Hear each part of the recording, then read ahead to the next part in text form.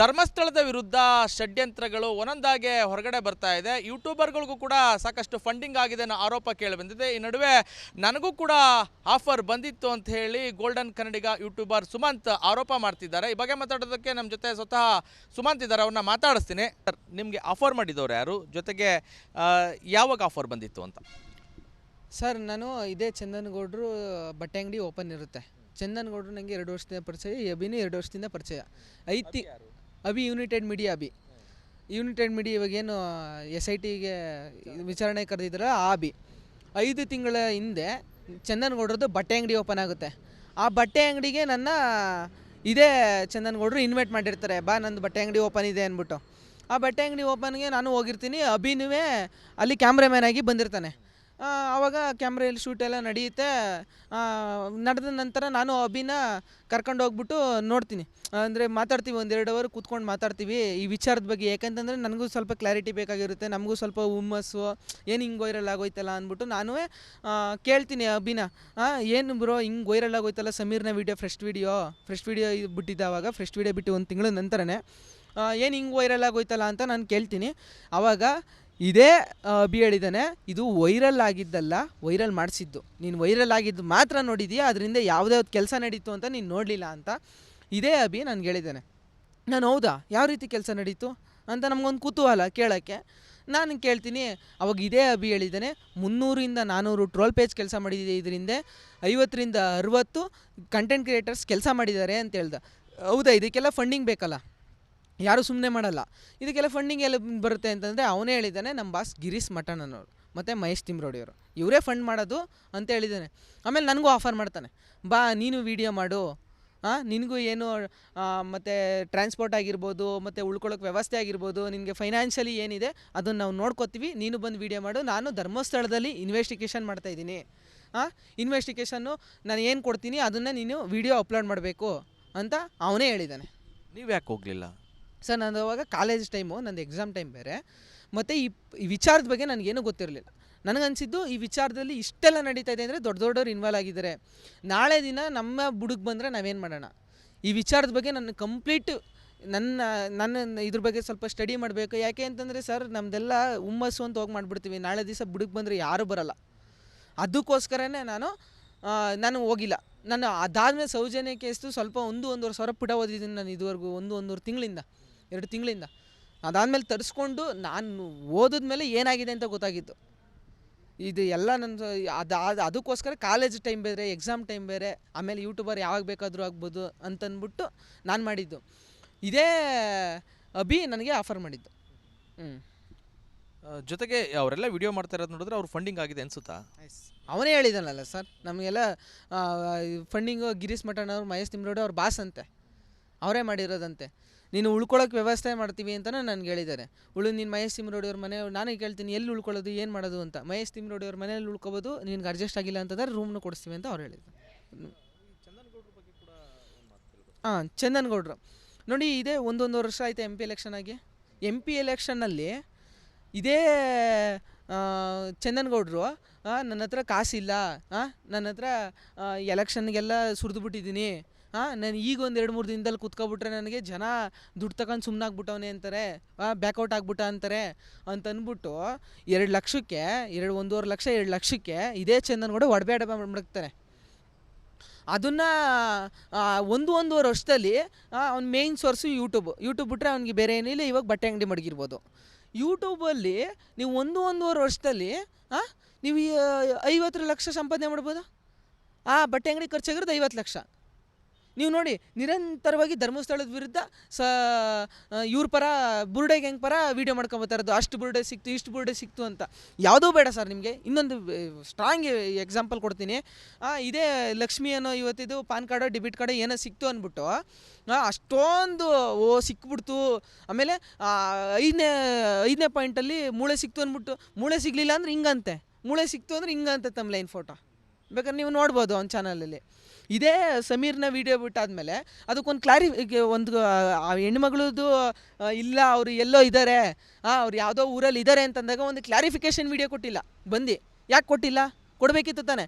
ಇದೇ ಚಂದನಗೌಡ ಸಮೀರ್ನ ವೀಡಿಯೋ ಬಂದು ಒಂದು 2-3 ದಿನಗಳ ನಂತರ ವೀಡಿಯೋ ಮಾಡ್ತಾನೆ, ಎಲ್ಲರೂ ಕೇಳ್ತಾರೆ ಎಲ್ಲರೂ ವೀಡಿಯೋ ಮಾಡಿದ್ದಾರೆ, ನೀವು ಯಾಕೆ ವೀಡಿಯೋ ಮಾಡಿಲ್ಲ ಅಂತ ಜನ ಬಂದು ಅವ್ನು ವ್ಯೂವರ್ಸು ಸಬ್ಸ್ಕ್ರೈಬರ್ಸ್ ಬಂದು ಕೇಳಿದಾಗ ಇದೇ ಚಂದನ್ಗೌಡ ಹೇಳ್ತಾನೆ, ಆ ಫುಟೇಜ್ ನನ್ನ ಹತ್ರ ಇದೆ, ಇವಾಗ ಡಿಲೀಟ್ ಆಗಿದೆ, ಯಾಕೆ ಡಿಲೀಟ್ ಮಾಡಿದ್ರಿ ಅಂತ ನನಗೊಂದು ಪ್ರಶ್ನೆ. ಇವರು ಕರೆಕ್ಟಾಗಿ ಎಲ್ಲ ನ್ಯಾಯವಾಗಿದ್ದರೆ ಏನಕ್ಕೆ ಡಿಲೀಟ್ ಮಾಡಿದ್ರಿ ಆ ಪೋಸ್ಟ್ನ? ಫಂಡ್ ಆದಮೇಲೆ ಡಿಲೀಟ್ ಮಾಡಿಬಿಟ್ರೆ ಆ ಪೋಸ್ಟ್ನ?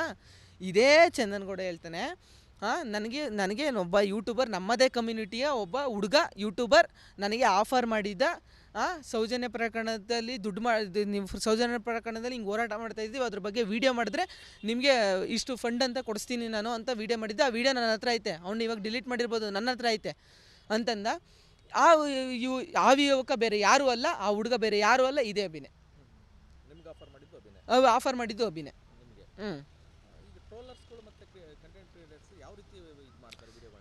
ಸರ್ ಇವಾಗ ನೀವು ಟ್ರೋಲ್ ಪೇಜಲ್ಲಿ ನೋಡಿರ್ಬೋದು, ಸಮೀರ್ ವಿಡಿಯೋ ಬಂತು ನೋಡಿ, ಈ ಥರದೊಂದು ವಿಡಿಯೋ ಬಂದಿದೆ ಸೌಜನ್ಯ ಪ್ರಕರಣದ್ದು, ಈ ಥರದೊಂದು ಧರ್ಮಸ್ಥಳದ ಗೌಡ್ರ ವಿರುದ್ಧ ಈ ಥರ ಒಂದು ವಿಡಿಯೋ ಬಂದಿದೆ ನೋಡಿ ಅಂದ್ಬಿಟ್ಟು ಎಲ್ಲ ಟ್ರೋಲ್ ಪೇಜಲ್ಲೇ ಹೋಗಿ ಬಂತು.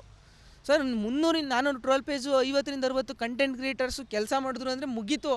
ಟ್ರೋಲ್ ಪೇಜಲ್ಲಿ ದಗ ಇಡೀ ಸೋಷಿಯಲ್ ಮೀಡಿಯಾದಲ್ಲಿ ದಗ ಅಂತ ತುರಿಯುತ್ತೆ, ಅದು ನಿಮ್ಗೆ ಗೊತ್ತಿರುತ್ತೆ. ಅದೇ ಇಲ್ಲಿ ನಡೆದಿದ್ದು, ಅದೇ ಸ್ಟ್ರಾಟಜಿ ಇವರು ಯೂಸ್ ಮಾಡಿದ್ದು. ಅದನ್ನು ನಾನು ಸ್ವತಃ ಅಭಿಯನ್ನೇ ಹೇಳಿರೋದು. ಎಸ್ ಅಬ್ವಿಯಸ್ಲಿ ನಾನು ಕೇಳಿದ್ದೀನಿ ಎಡಿಟರ್ಗೆ, ನನಗೆ ಗೊತ್ತಿರೋ ಎಡಿಟರು ಅವ್ರನ್ನ ಕೇಳಿದ್ದೀನಿ, ವಿಡಿಯೋ ಮಾಡೋಕ್ಕೆ ಎಷ್ಟಾಗುತ್ತೆ ಅಂದರೆ 30 ನಿಮಿಷ 40 ನಿಮಿಷ ವಿಡಿಯೋ ಮಾಡಬೇಕು ಅಂದರೆ ಲಕ್ಷಾಂತರ ರೂಪಾಯಿ ಖರ್ಚಾಗುತ್ತೆ ಅಂತ ಅವರೇ ಹೇಳಿದ್ದಾರೆ. ಮತ್ತು ಇದೇ ಸ್ವತಃ ನನಗೆ ಹೇಳಿದ್ದಾನೆ, ಇದೆಲ್ಲ ಪ್ರೀ ಪ್ಲ್ಯಾನೆಡ್, ಎಲ್ಲ ಆಕಸ್ಮಿಕವಾಗಿ ನಡೆದದ್ದಲ್ಲ, ಇದೆಲ್ಲ ಪ್ರೀ ಪ್ಲ್ಯಾನೆಡ್. ನಾವೇ ತುಂಬ ಹಿಂದೆ ವರ್ಕ್ ಮಾಡಿ ಈ ವಿಡಿಯೋನ ವೈರಲ್ ಮಾಡಿಸಿದ್ದು ಅಂತ ಅವನೇ ಹೇಳಿದ್ದಾನೆ. ಇದರಿಂದ ತುಂಬ ಫಂಡ್ ಓಡಾಡಿದೆ ಅಂತಲೇ ಹೇಳಿದ್ದಾನೆ. ಒಂದು ಕಡೆ SIT ಅವ್ರು ತನಿಖೆ ನಡೆಸ್ತಾ ಇದ್ದಾರೆ, ಒಂದು ವೇಳೆ ನಿಮ್ಮನ್ನ SIT ಅವ್ರು ಕರೆದ್ರೆ ಹೇಳ್ತೀರಾ ಅಂತ? ಆಬ್ವಿಯಸ್ಲಿ ಹೇಳ್ತೀನಿ, ಯಾಕಂತಂದರೆ ಸತ್ಯ ಎಲ್ಲಿದ್ದರೂ ಸತ್ಯನೇ ಸರ್. ಇವಾಗ ನೀವು ನಾನು ಸುಳ್ಳು ಹೇಳ್ತಾವನಿ ಅಂತಂದರೆ ನನಗೆ ಹೋಗೋಕ್ಕೆ ಭಯ, ಸತ್ಯ ಹೇಳ್ತಾ ಇದ್ದೀನಿ, 1000 ಸಲ ಕೇಳಿದ್ರು ಇದೇ ಉತ್ತರ, 1000 ಸಲ ಕೇಳಿದ್ರೂ ಇದೆ. ನಾನು ಯಾಕೆಂದ್ರೆ ಸತ್ಯ ಹೇಳೋಕ್ಕೆ ನನಗೆ ಭಯ ಇಲ್ಲ ಸರ್. ಸರ್ ಬೇಜಾರಾಗುತ್ತೆ, ಯಾಕಂತಂದರೆ ಧರ್ಮಸ್ಥಳ ಅಂತ ಬಂದಾಗ ಈಗ ನಮ್ಮೂರಲ್ಲಿ ಕೆರೆ ಉಳೆತ್ತಿಸಿರ್ಬೋದು, ನನಗೆ ಪರ್ಸ್ನಲಿ ನೆಂಟಿಲ್ಲ, ನನಗೇನೂ ಇಲ್ಲ. ಬಟ್ ನಾನು ಆಮೇಲೆ ಇವರು ಮಾಡ್ತಾ ಇರೋದು ಇನ್ನೊಂದು ದೊಡ್ಡ, ನಾನು ಹೋಗಿಲ್ಲ ಅನ್ನೋದು ಮೇಯ್ನು ಧರ್ಮಸ್ಥಳದ ವಿರುದ್ಧ ಮಾಡ್ತಾ ಇರೋದು.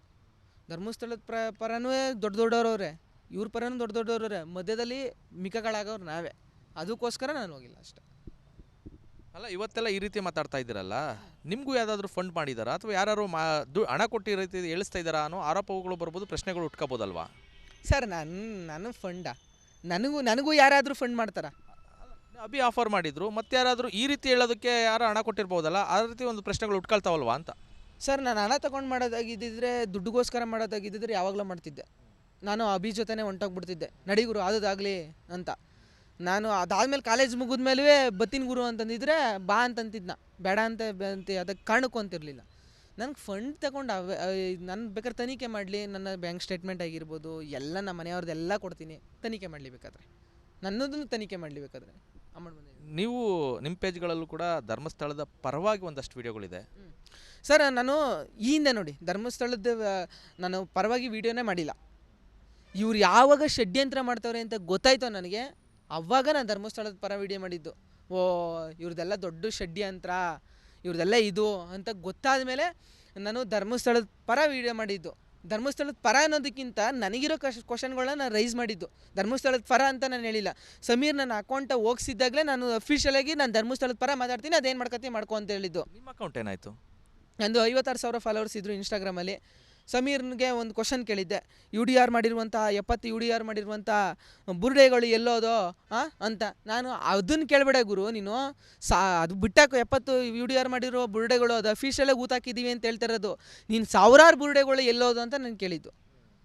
ಮತ್ತು ಈ ಹಿಂದೆ ಗಿರೀಶ್ ಮಠಣ್ಣನವ್ರಿಗೂ ಮಾಧ್ಯಮದವ್ರ ಮೇಲೆ ಕೈ ಮಾಡಿದ್ರು ಅಂತ ಬಂದಾಗ, ನಿಮ್ಮ ಮಾಧ್ಯಮದವ್ರಿಗೆ ನಿಮ್ಮ ಯೂಟ್ಯೂಬ್ ಚಾನಲ್ ಅವ್ರಿಗೆ ಕೈ ಮಾಡಿದ್ದಕ್ಕೆ ನೀವು ಇಷ್ಟೊಂದು ಎಗರಾಡ್ತಾ ಇದ್ರಿ, ಬಂದು ಎಲ್ಲ ಇದು ಮಾಡಿದ್ರಿ, ನೀವು ಇನ್ನೊಬ್ಬ ಮಾಧ್ಯಮದವ್ರು ಕೈ ಮಾಡ್ಬೋದಾ?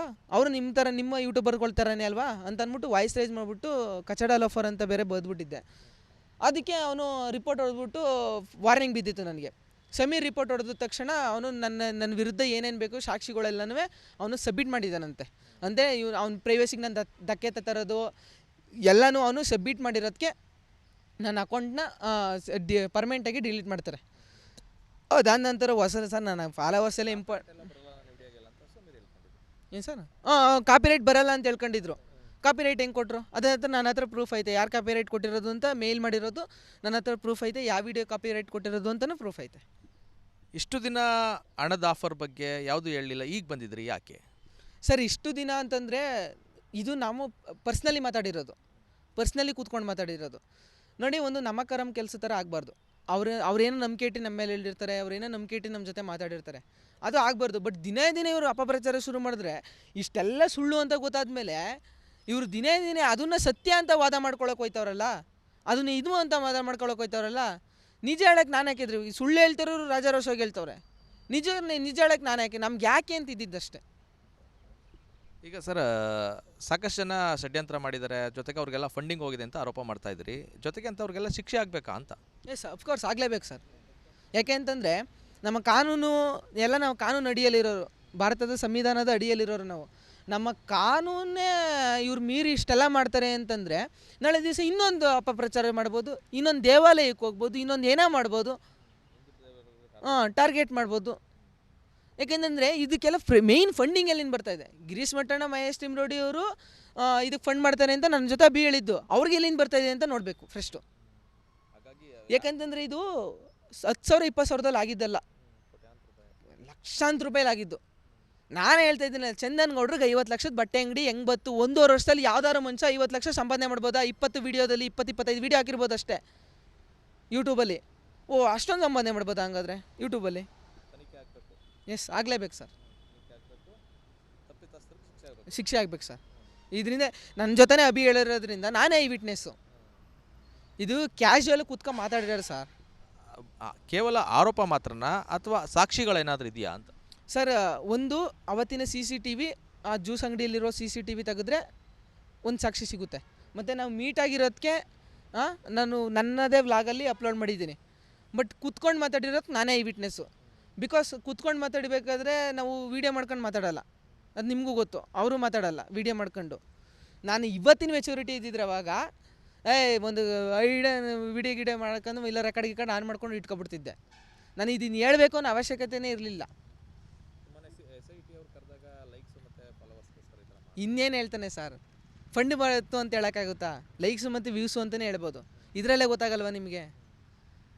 ಇದೇ ಚಂದನ್ ಗೌಡ್ರನ್ನೇ ಹೇಳಿದಾರಲ್ಲ, ಯಾರು ಬೇಡ, ಅವರ ಎಡಿಟರ್ ಆಗಿದ್ದಂಥ ಚಂದನ್ ಗೌಡ್ರು, ಅವ್ರಿಗೆ ಎಡಿಟರ್ ಆಗಿದ್ದ ಅವನೇ ಹೇಳಿದ್ದಾನಲ್ಲ, ನಮ್ಮದೇ ಕಮ್ಯುನಿಟಿಯ ಒಬ್ಬ ಹುಡುಗ ಯೂಟ್ಯೂಬರ್ ನನಗೆ ಹಿಂಗೆ ಹೇಳ್ದ ಅಂತ. ಅದು ಯಾರೂ ಅಲ್ಲ, ಬೇರೆ ಯಾರೂ ಅಲ್ಲ, ಅಭಿನೇ. ಸರಿ, ಇದಿಷ್ಟು ಯೂಟ್ಯೂಬರ್ ಸುಮಂತ್ ಅವರ ಮಾತು. ಕ್ಯಾಮ್ರಾಮನ್ ಇನ್ನೊಂದು ಜೊತೆ ಆನಂದ್, ರಿಪಬ್ಲಿಕ್ ಕನ್ನಡ, ಮಂಡ್ಯ.